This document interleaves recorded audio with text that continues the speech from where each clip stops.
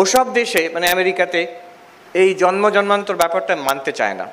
এসব তোমাদের হিন্দুদের, শুধু হিন্দু নয়, ভারতীয়দের চিন্তা ভাবনা, হিন্দু, বৌদ্ধ, জৈন, শিখ, আমরা সবাই বিশ্বাস করি অনেক জন্ম পার করে আমরা এসেছি, আরও যদি মুক্তি লাভ না হয় আরও অনেক জন্ম আছে সামনে। ওখানে বলবে ওসব আমরা বিশ্বাস করি না, আমি এইটুকু দেখছি, এই আমার জীবনটা, এটাতে কি লাভ হবে আধ্যাত্মিকতা।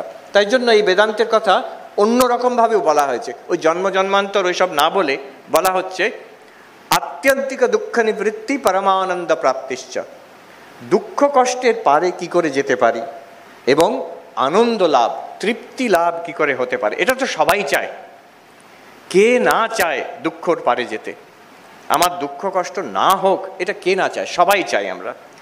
আমার আনন্দ হোক, তৃপ্তি হোক, এটা কে না চায়, আমরা সবাই চাই। এবার অধ্যাত্মপথ, স্পিরিচুয়ালিটি আমাদের এই আশ্বাস দিচ্ছে, এই হোপ দিচ্ছে যে ইট ইজ পসিবল, দুঃখের পারে যাওয়া ইটস পসিবল, পূর্ণ আনন্দ লাভ করা ইট ইজ পসিবল। এটা বিরাট ব্যাপার একটা। সাধারণত আমরা এটা বিশ্বাস করি না, বললেও বিশ্বাস করি না। আমরা ভাবি জীবনটা এইরকমই চলবে, একটু কষ্ট একটু ভালো মন্দে চলবে, বেশিরভাগটাই মন্দ একটু ভালো, এইভাবে চলবে। স্পিরিচুয়ালিটি বলছে না, যে কোনো আধ্যাত্মিক ট্র্যাডিশন, সত্যি সত্যি দুঃখের পারে যাওয়া যায়। Conquest of sorrow is possible in this very life, attainment of peace, of fulfilment is possible in this very life.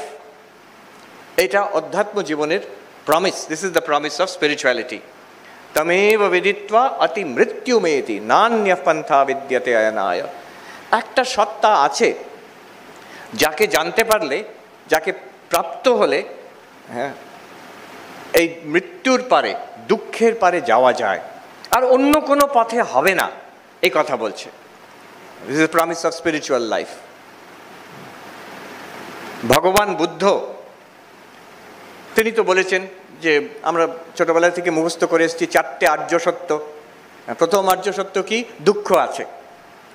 আমরা বলি হ্যাঁ জানি বাবা দুঃখ আছে, আমারও অনেক দুঃখ আছে, কিন্তু দ্বিতীয় দুঃখের একটা কারণ আছে। কারণটা কি? তৃষ্ণা, ডিজায়ার। আর দুঃখ থেকে নিবারণ, নিবৃত্তি আছে, দুঃখের পারে যাওয়া যায়, সেটার নাম কি? নির্বাণ। আর তার একটা উপায় আছে, সেটা হচ্ছে অষ্টাঙ্গ মার্গ। এটা ভগবান বুদ্ধ বলে গেছেন। একজন সর্বদর্শন সংগ্রহে মাধবাচার্য বলছেন চিকিৎসকা নাম ইবা, ডাক্তাররা যেমন করেন, ভগবান মানে এই যে আধ্যাত্মিক পথ কিন্তু ঠিক ওই রকম। একটা সিমটম আছে, বলেন কি কষ্ট তোমার? সিমটম। এটা এই ডিজিজটা কি, কজটা কি? সিমটমের একটা কজ আছে, কারণ আছে। দ্বিতীয়, আচ্ছা এটা কি কিউরেবল না ইনকিউরেবল? কিউরেবল, এই ডিজিজটা কিউরেবল, এটা সেরে যাবে। তৃতীয়, যে একটা কিওর আছে, স্বাস্থ্য লাভ করা যাবে।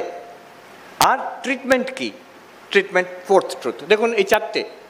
কষ্টটা কি? দুঃখ। কারণটা কি? রোগটা কি? তৃষ্ণা, ডিজায়ার। আর তার ট্রিটমেন্টটা কি? তার কিওরটা কি? নির্বাণ। আর তার ট্রিটমেন্ট একটা সাধনার পথ আছে। এই হচ্ছে স্পিরিচুয়াল লাইফের, this is the essence of spiritual life. ভগবান বুদ্ধকে একজন ভিক্ষু জিজ্ঞেস করছেন অনেক পরে, এগুলো অরিজিনাল বুদ্ধিস্ট স্ক্রিপচারে আছে। একজন ভিক্ষু জিজ্ঞেস করছেন, আচ্ছা আপনি যে সেই বলেছিলেন দুঃখ আছে, দুঃখের পারে যাওয়া যায়, আপনি বলছেন দুঃখ মানে, আমরা সেই গল্প জানি সিদ্ধার্থ কিভাবে বুদ্ধ হলো। একটা রোগার্ত মানুষকে দেখেছে, একজন বৃদ্ধ মানুষকে দেখেছে, তারপরে একজন মৃতদেহকে দেখেছেন, দেখে বলছেন এই হচ্ছে দুঃখ, যারা ব্যাধি আর মৃত্যু, এ হচ্ছে দুঃখ, এর পারে যাওয়া যায় এবং আমি বোধি লাভ করে দুঃখের পারে গেছি। আপনি বলেছিলেন না? বলছে হ্যাঁ, কিন্তু আমরা তো বয়স হচ্ছে, সবাইকারই বয়স হচ্ছে, আপনারও তো বয়স হচ্ছে, আর রোগ জ্বালা তো লেগেই আছে, সে কোভিড টোভিড না হোক তখনও কিছু ছিল একটা, আমাদের শরীর খারাপ হয়, আপনারও তো শরীর খারাপ হচ্ছে, আর বোঝাই যাচ্ছে আমরাও তো কেউ মারা যাচ্ছি, একদিন আপনারও তো শরীর যাবে। তাহলে আপনার বার্ধক্য আছে, আপনার রোগ আছে, আপনার মৃত্যু আছে, তাহলে কি করে দুঃখের পারে গেলেন? বুঝতে পারছেন প্রশ্নটা? ভগবান বুদ্ধ বলছেন আমি দুঃখের পারে গেছি, বলছি কী করে দুঃখের পারে গেলেন? আপনার তো এইসব চলছে, তাহলে দুঃখ তো আপনি দুঃখের পারে যেতে পারলেন না। তখন ভগবান বুদ্ধ বলছেন যে আধ্যাত্মিকতা আসলে মানেটা কি, কি করতে পারে। যে একটা মানুষ তীর বিদ্ধ হয়েছে, ভাবুন তার কত কষ্ট, তার ঠিক তারপরে আরেকটা তীর তার গায়ে লাগলো, কি কষ্ট তার। আচ্ছা, প্রথম তীরটা হচ্ছে যে সংসার থেকে যা আমাদের আঘাত আসছে, বয়স বাড়ছে, মানুষ দুর্ব্যবহার করছে, অনিশ্চয়, অ্যাংজাইটি, রোগ হচ্ছে, আর মৃত্যু তো আছেই। এটা হচ্ছে প্রথম তীর, দ্য ফার্স্ট অ্যারো। দ্বিতীয়টা কি?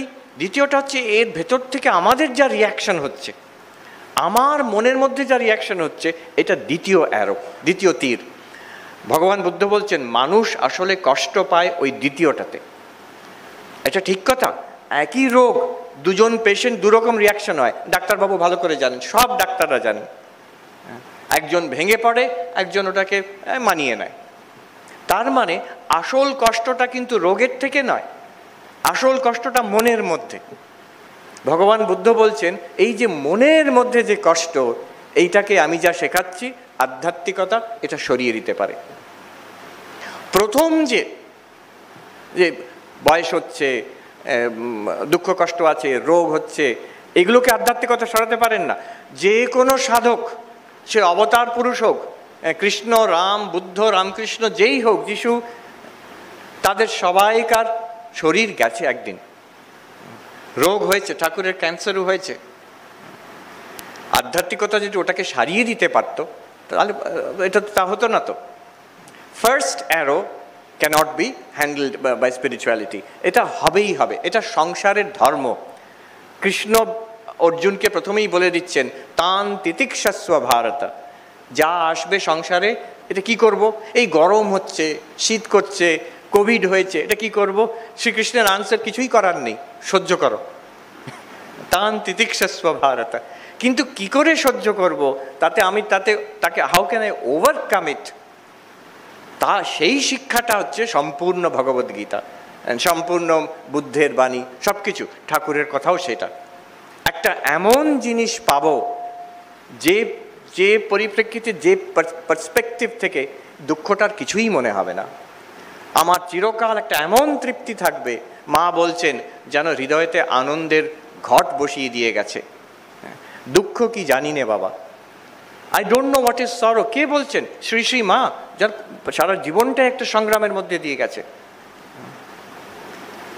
একটা এমন আনন্দ পেয়েছি যেটার জন্য আর বাইরের কোনো কিছু আমার কিছুই মনে হয় না।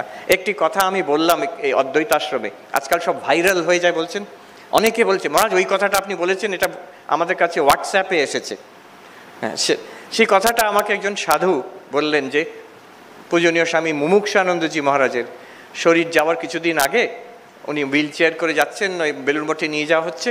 এই সাধুটি তিনি প্রণাম করে বললেন, মহারাজ শুনছি আপনার খুব শরীরের কষ্ট হচ্ছে। মুমুক্ষানন্দজি মহারাজ বললেন, কে বলেছে তোমার আমার কষ্ট হচ্ছে?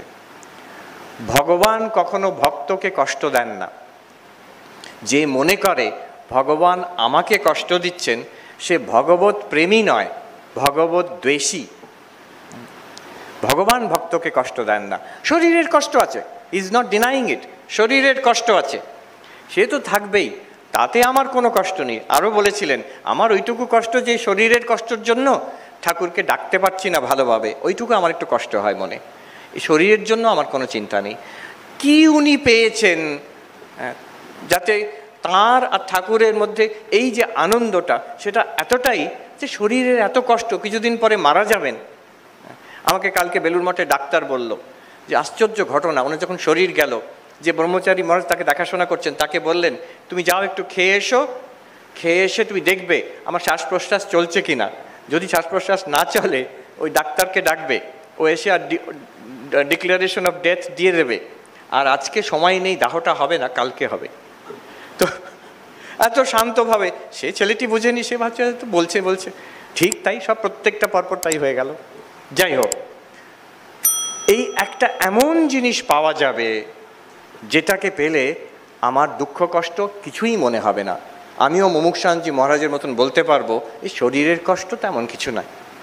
আমি শুনেছি, আমরা তখন ব্রহ্মচারী, মহারাজ পূজনীয় স্বামী ভূতেশানজি মহারাজ প্রতিদিন প্রশ্নোত্তর হতো, সাধুরা আমরা একদম আমরা নতুন ব্রহ্মচারী, ওইটুকু ঘরের মধ্যে জায়গা হতো না, আমরা জানলার বাইরে থেকে উকি মেরে দেখতাম। আর আমাদের সুবিধের জন্য মহারাজ ওই মাইক্রোফোনের ব্যবস্থা করে দিয়েছিলেন, ওখানে ছোট ছোট স্পিকার, সেটাতে আমরা শুনতে পেতাম। একদিন মহারাজকে কেউ জিজ্ঞেস করছেন, বুধেশানজি মহারাজকে, মহারাজ আপনি কেমন আছেন, শুনেছি শরীরে কষ্ট। তখন মহারাজ খুব সুন্দর বর্ণনা দিচ্ছেন, ভাষার ওপরে ওনার যা অসাধারণ দখল ছিল। বলছেন আমার হাঁটুটা কনকন করছে, আমার মাথাটা ডিপ ডিপ করছে, আমার মাথার ভেতর কানটা ভোঁ ভোঁ করছে, চোখটা কড়কড় করছে, এই করে করে প্রত্যেকটা অঙ্গের দিলে সব ডেসক্রিপশন দিয়ে বললেন, তবে আমি কমপ্লেন করছি না, এসব নিয়ে আমি ভালোই আছি। আরেকজন আবার আমি শুনেছি ওনার জ্বর হয়েছে, আমাদের আচার্য মহারাজ ওনাকে জিজ্ঞেস করছেন, মহারাজ আপনার জ্বর হয়েছে, শরীর কেমন? উনি বলছেন এই সেই জ্বর, অত বয়স তখন। বলছেন তোমরা এত শরীর শরীর করো কেন, তোমরা এত শরীর শরীর করো কেন? উনি যেটা পেয়েছিলেন, মুমুক্ষানজি মহারাজ যেটা পেয়েছিলেন, ঠাকুর যেখান থেকে বলছেন এই যে এখানে কষ্ট আছে, হরি মহারাজ জিজ্ঞেস করছেন, তো বলছেন একে কষ্ট আছে, খেতে পারি না। হরি মহারাজ বলছেন আপনি তো দেখছি আপনি মহা আনন্দে আছেন। আর ঠাকুর মেনে নিচ্ছেন, ক্যান্সার, টার্মিনাল ক্যান্সার পেশেন্ট, বলছেন ও শালা ধরে নিয়েছে আমাকে। কি সেটা? সেটা আমরাও পেতে পারি, শুধু পেতে পারি নয়, পেতে হবে আমাদের। এইটা জীবনের উদ্দেশ্য। Ultimately this is the purpose of life. যে যেখানে থাকুক, কেউ সন্ন্যাসী, কেউ গৃহী, কেউ ছাত্র, কেউ বৃদ্ধ, আমাদের জীবনের উদ্দেশ্য হচ্ছে সেইটি লাভ করা। আর সেইটি লাভ